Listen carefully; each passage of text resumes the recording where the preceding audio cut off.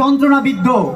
আমরা কাজে ফিরতে চাই, আমরা এই যন্ত্রণা সহ্য করতে পারছি না, আমরা এই যে কাজে ফিরতে পারছি না।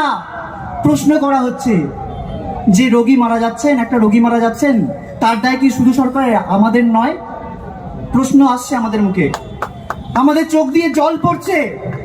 আমরা বলতে চাই এই দায় যদি আমাদের নিতে হয় তাহলে প্রয়োজনে আমরা আমাদের জীবন বাজি রাখবো, প্রয়োজনে আমরা আমাদের জীবন বাজি রাখবো। আমরা এটা বোঝাতে চাই এই দায় যে সরকারের, সেই সরকার সেই দায় স্বীকার করুক।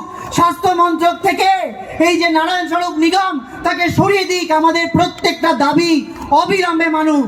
আজকে থেকে এই সময় থেকে আমরা ঘড়ির কাঁটা চালু করছি, প্রত্যেকটা মিনিট প্রত্যেকটা ঘন্টার হিসেব হোক।